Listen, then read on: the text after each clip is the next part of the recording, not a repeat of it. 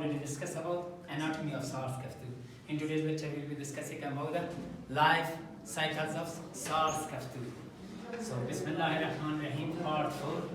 In today's lecture, we'll be discussing about the life cycles of SARS-CoV-2.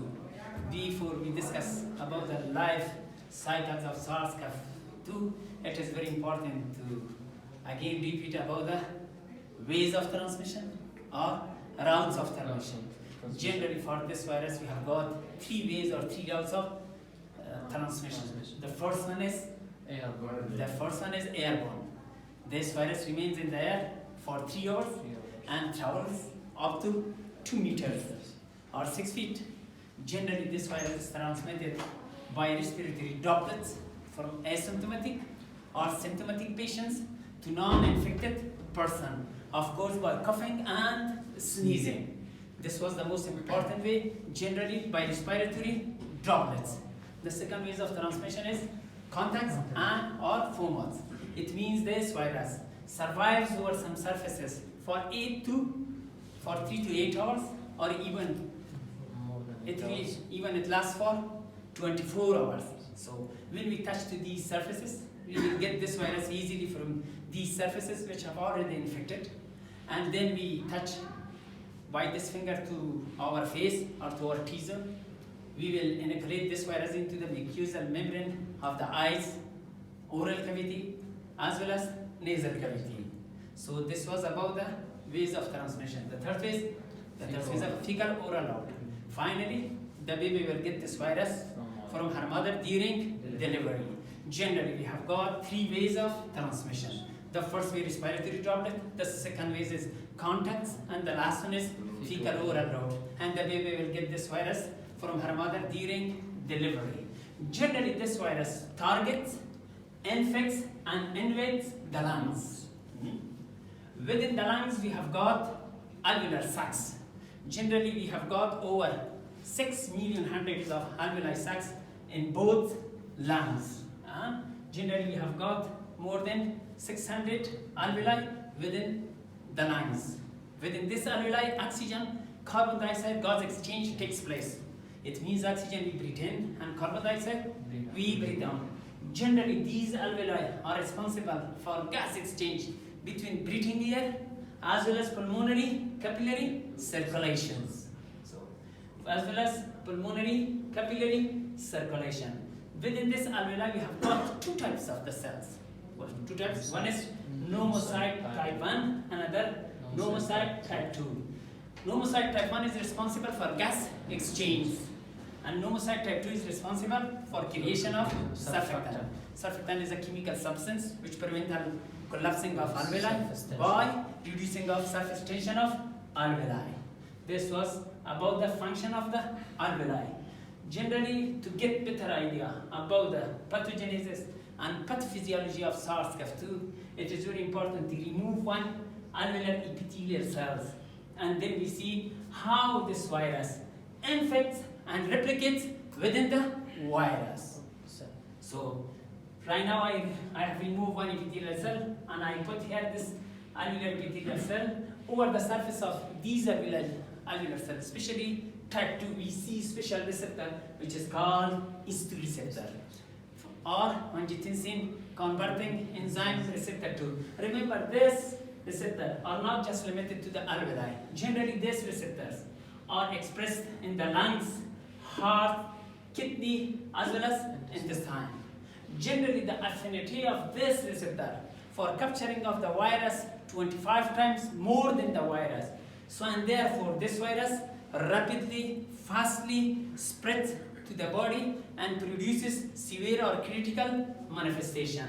Right now, we see how this virus infects and replicates within the virus. As I mentioned before, to get better idea about the pathogenesis and pathophysiology of this SARS-CoV-2, it is very important to know about the life cycles of SARS-CoV-2. So here is the key role is related to the S2 receptor. Remember, this S2 receptor have got 25 times the affinity of this virus more than the virus cells. But this virus also likes to bind to this receptor. So this virus needs for ACE2 receptor, and ACE2 receptor needs for this virus. Finally, this virus targets and binds to S2 receptors.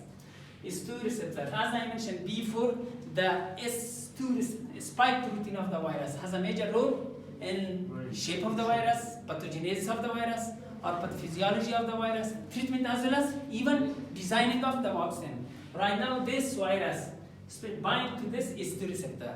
First, S1 binds. First, S1, or this spike protein is made from two parts. One part called S1 and the second part is called S2. Generally, this virus targets and infects and binds to this S2 receptor. First, S1 binds. First, S1 binds. And second, this S2 helps the virus to diffuse to cell membranes of the host. Finally, this virus, through a process, is entering into the host cytoplasm that is called endocytosis. Or this virus is entering into the host cytoplasm by a process which is called endocytosis. Generally, this virus right now has insided into the host. This is the virus. When this virus has insided into the host cytoplasm, immediately it is uncoated. What is meant by uncoated? It means those layers of the protein virus which is called membranal proteins, lipid layer, capsid, and within capsid. These layers of the virus are uncoated. And right now the genome is released within the host cytoplasm. This is the genome. What does it mean, genome? RNA. Directly this RNA is released into the host cytoplasms. Yeah? Right now this RNA is since made from positive single-stranded RNA, so this virus can produce directly new genome as well as some new proteins. Right now this virus touches and uses the host ribosomes. Right now this virus is entering into the host ribosomes. This condition in which the virus is entering into the host cytoplasm, and finally this is messenger RNA is produced, and finally this messenger RNA produces two things, two types of protein. One protein is called polyproteins and another protein is called RNA dependent polymerase. Let's go first to polyprotein. What will happen to these polyproteins? Within the host cytoplasm we have got a special type of enzyme. This enzyme is called proteinases. These proteinases act on these polyproteins, and these polyproteins are broken down into the accessory proteinal structures of SARS-CoV-2. It means these polyproteins are converted into the spike protein or S protein, membranal protein or M protein, envelope protein or E protein, and nucleic acid protein or NA protein. Generally, these polyproteins are broken down into the accessory structures of the virus. Right now, let's go to RNA. What does RNA do here? This RNA, read this RNA dependent polymerase. First, read this small positive RNA. When this RNA dependent polymerase read this small RNA, it produces negative small RNA. This negative small RNA again read by RNA dependent polymerase and produces again positive RNA. This positive RNA again read by RNA dependent polymerase and produces negative RNA as well as other RNA. By this mechanism, tons of RNA are produced. The mechanism by which these tons of RNA are produced is called replications. Did you understand the concept of replications? Right now we have got here two things. One is accessory proteinal structures, which include of the spike protein, membrane protein, envelope protein, and nucleic acid. And another thing that we have got here right now, what we have got here right now is small RNA, positive small RNA. So right now polyprotein together with this positive small RNA are transferring into the endoplasmic reticulums. It means this endoplasmic reticulum is also called intracellular machinery or intracellular manufacture. Generally, again, these two things. One of them is called accessory proteinal structures, which include spike protein, membranal protein, envelope protein, and nucleic acid. These proteins, together with this RNA, together are transferring into the endoplasmic reticulums. Within the endoplasmic reticulum, we have got another ribosome. We have got two types of ribosome within the setting. One is free ribosome, another is rough ribosomes. Yeah? Right now, this RNA which is present right now within the endoplasmic reticulum, with these accessory proteinal structures of this virus, they becomes combined. And finally, right now, this endoplasmic reticulum gets these messenger RNA, this RNA, as well as these accessory proteinal structures. This endoplasmic reticulum are transferring these two things into the Golgi apparatus. Why they transfer to Golgi apparatus? Because this is a place where this virus with these proteins are nicely packaged up. Right now, this RNA combined with this accessory proteinal structures are releasing through these secretory vesicles to the outside of the cell membranes. This is called endocytosis. Right now, a new virus or new genomes, or finally we say new baby, are produced by this mechanisms. And right now, this virus which is produced here, right now they again targets, infects the lungs. This was about the life cycles of SARS-CoV-2. Let me to describe again this issue. Right now we have got to know about the pathogenesis and pathophysiology of SARS-CoV-2. It is very important to know about the life cycles of SARS-CoV-2. So over this pneumocytes, we have got special type of enzyme which is called H2 receptor. This H2 receptor are also expressed in heart, kidneys, intestine, as well as the lungs. What is the function of this H2 receptor? This is definitely of this H2 receptors for capturing of virus 25 times more.